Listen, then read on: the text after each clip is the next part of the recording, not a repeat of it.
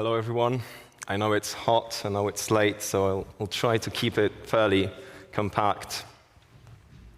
So my name is Matt. I lead BD for Redstone, which is mainly an Oracle provider, but we also do general infrastructure. And our second product is Warp Contract. So naturally, I'm also a contributor to Warp itself.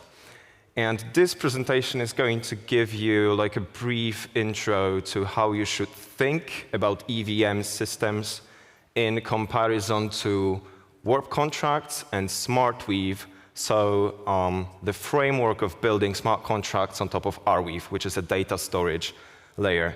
I'll also quickly explain on why those sort of ecosystems are not competing against each other.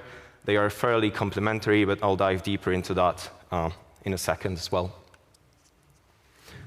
So first, a bit of context. So obviously, a smart contract is a piece of code that you can run in a decentralized way. But when you look at the market of smart contract development right now, then you can see that it's fairly dominated by EVM, obviously, and the most prominent language of EVM, which is Solidity. But also when you look at the second place, well, the second place is taken by Viper, so another EVM-based language. So even though there is an increasing number of competitors joining this space, it's still very much dominated by EVM-based languages. But obviously, EVM does have its own sort of drawbacks that you have to keep in mind. So in general, it's fairly convenient to use it right now because everybody uses it, because the market penetration of it's so deep that you have a large database of knowledge. You have a shit ton of YouTube tutorials on how to use it. But when it comes to its important characteristics, what you have to sort of keep in mind is that it has a shared memory and shared state. So sharing that in general, it's not an easy task. But from the point of view of a developer, or from the point of view of smart contract execution, what you want to be doing is writing code and contracts that can access the whole space of that memory, because it's almost as if you were running a local process. But obviously, from the point of view of the network, it's not that easy, because what you have to do as a network is you have to, well, incentivize a lot of developers to keep a lot of data at hand at all times, because all of that data needs to be synchronized across thousands and thousands of nodes, which becomes increasingly expensive. That is why storage on EVM-based systems is super, super expensive. And to give you a bit of context for that, if you wanted to do an NFT the proper way, so instead of just storing the link to the content on-chain, if you wanted to store the content itself on-chain, let's say an image in the raw format directly in the chain storage, you'd have to pay around $100,000 just for one picture right now to get that on-chain. So you'd have to be probably out of your mind in order to do it. So that's how expensive storage is right now on EVM-based systems. And this is a huge limiting step if you want to build a data-heavy application on top of an EVM system. However, we have Arweave, and for those of you who don't know, Arweave is a data storage layer, so it's specifically designed to store large amounts of data indefinitely, or at least for 200 years. That is what the Arweave team guarantees right now based on the math. So basically indefinitely. And the most important thing about it is that it's a blockchain as well. So you have all of the security guarantees of a blockchain, including things like timestamp verification for the computation, or the strong guarantee of the persistence of that data you put on Arweave as long as the network still exists. And that is great. The storage capabilities of Arweave are great, but what if you want to build some logic on top of it? So what if you want to determine, okay, how do I get the data in Arweave, or how do I get the data out? Or if you want to build like a real product or a business on top of it, then you have to use something that's called SmartWeave. And SmartWeave is basically a paradigm on evaluating the smart contract state that is a bit different to what you see in the EVM-based ecosystems because it's based on the premise of something that's called lazy evaluation. So the data layer itself does not do any arbitrary computation itself. It leaves that out to the smart contract caller. So I don't want to calculate the state of the smart contract. I'll just leave that to the smart contract user, and that's why I'm lazy, hence the name lazy evaluation. So if you are the smart contract user, what you have to do is, in order to evaluate the state, you have to go through all of the interactions that all of the users on Arweave have ever done and basically calculate the state of that smart contract from the very, very beginning, from the moment of inception of that smart contract. That is how you do it.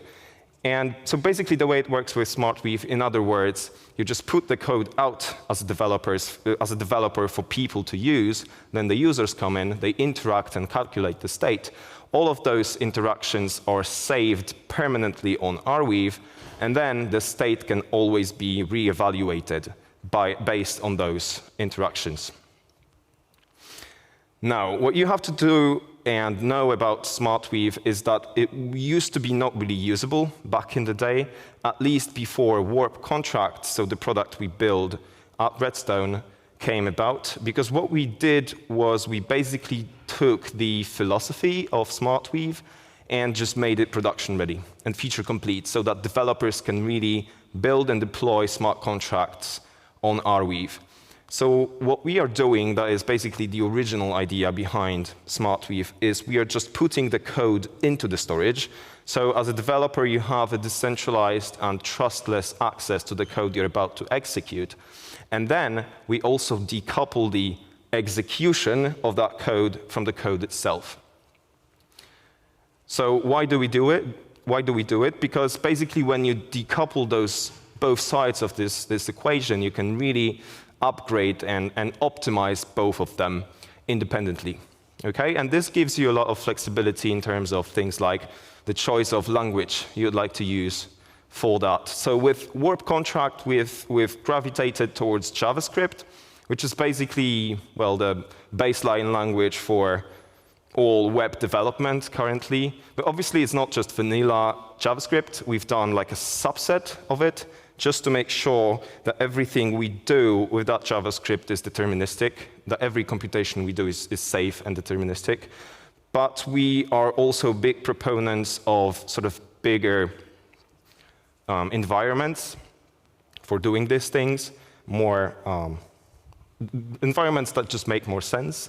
Things like WASM or Rust specifically, just for you as a developer to have a bit more control over the costs and the complexity of the computation you're about to execute. So Warp contract currently is the most prominent and the most popular implementation of SmartWeave there is. So basically you could say it's the default way of building smart contracts on top of Arweave that's mainly focused on modularity, so that you can upgrade separate pieces of that system yourself. It's all open source. You can fork it as well. And if it comes to the most important parts of that system, well, you have the gateways, which are directly responsible for indexing the transactions on Arweave, so that we have the best possible view into what is the current state of that data network. We've got the sequencer as well. That is probably the most interesting part, because obviously sequencer, what it does is it just orders the transactions. You can also, as a user, you can send your transactions directly to the sequencer.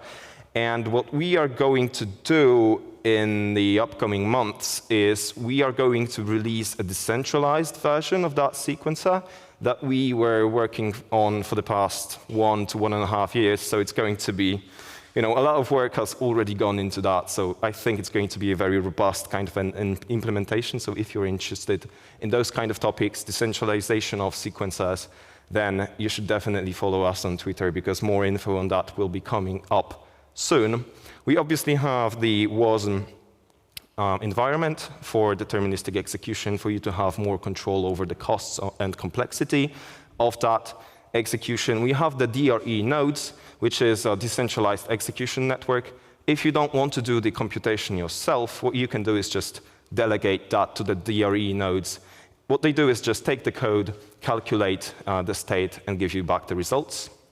And obviously, we also do have an SDK for developers to build smart contracts easily on top of Arweave.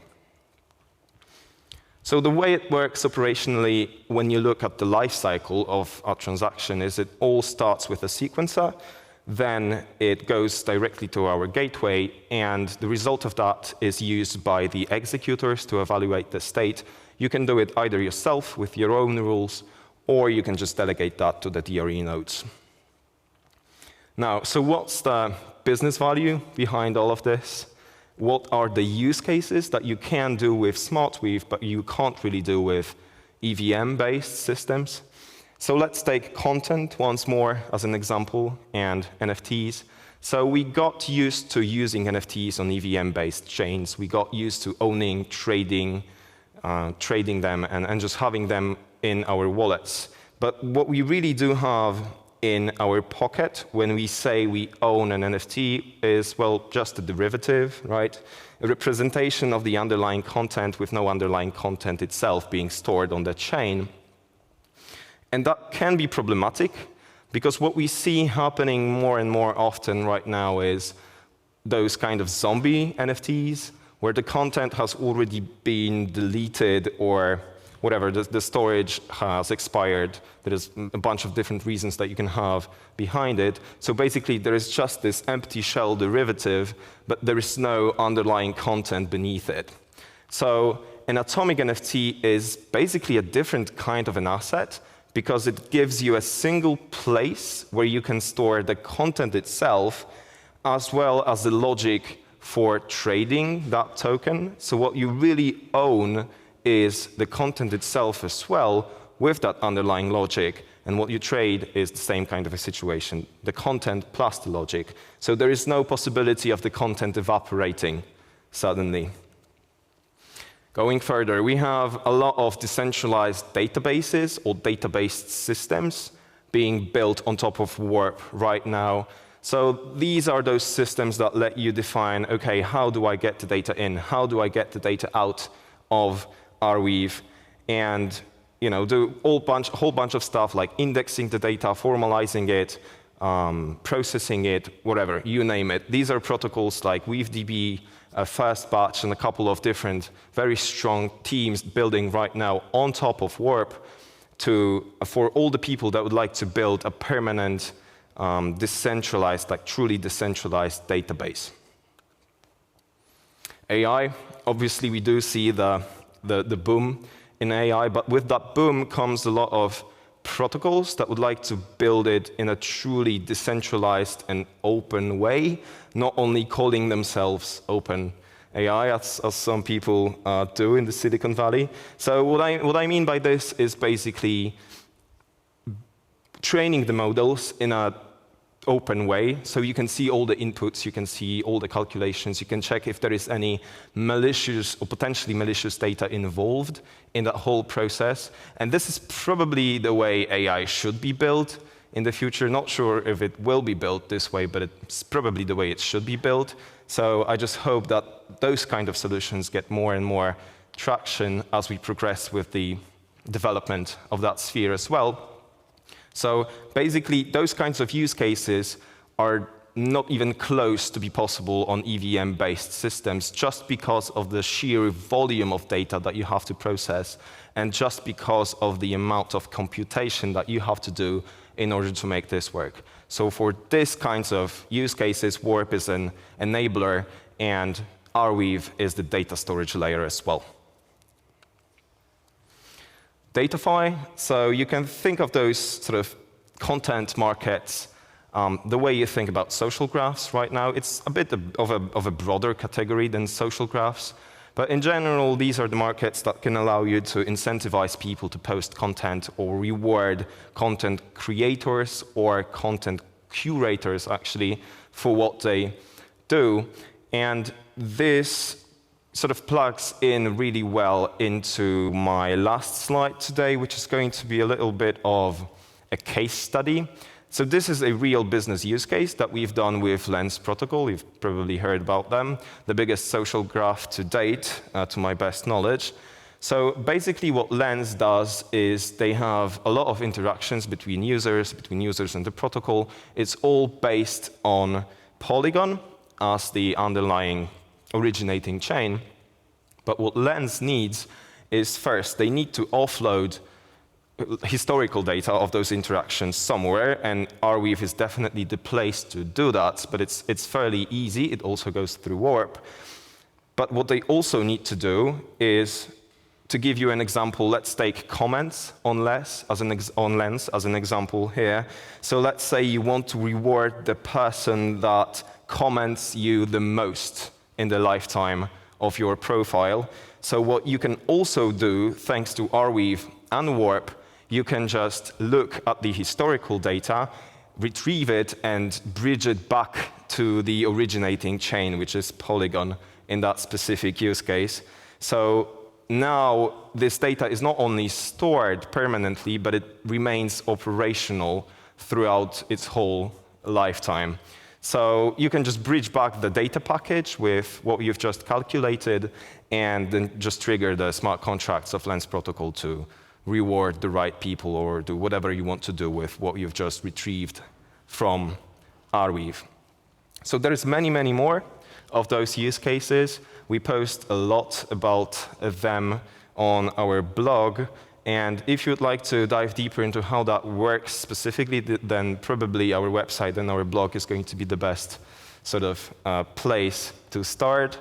So that's it from me for now. If there's any questions, just hit me up right now. Yeah, we have about 5 minutes for questions. Right over here. You shared a very interesting example about NFTs, with like that you can store the data permanently and have programmability of the NFTs and the interactions, essentially. Reminds me of some of the things that are currently built on Solana and are gaining traction. I was just wondering if you could maybe share some statistics of projects like that are already using this, and if it's gaining traction on Warp. So I think I don't have the exact numbers on NFTs specifically, but just to give you like a benchmark on how that looks like. So if it comes to my best knowledge, protocols that have deployed something on production in general with Warp, it's about 35 teams in general. If you wanted to count all the GitHub commits, also those that are not yet deployed to production, that's around 80-ish protocols. So in general, the numbers are not like super big yet, but there is more and more big players coming like Lens protocol. And also, if it comes to Arweave and Solana, so I'm sure you know about Metaplex. So basically, Arweave, I think it still is, if I'm not mistaken, is like the underlying storage layer for NFTs on Solana through Metaplex anyways. But yeah, if it comes to that specific use case, I'm not sure if somebody did that on production already on Arweave. Would have to double check that. But yeah, it's definitely an interesting use case. If you can do that on Solana, it's also great. I'd love to dive deeper into that. But in general, I just believe that this is probably the way you should do NFTs in general in the long run, just for it to make sense and just for it, to have like this historical almost value. Because I like to look at NFTs also as as pieces of history. But if the underlying content is gone, then it's like it's an empty shell. You don't really have that behind it. So super interesting use case, definitely. Any other questions for Matt? All right, I think we'll wrap it up there. Thank you so much, Matt. And please join us out on the patio for happy hour.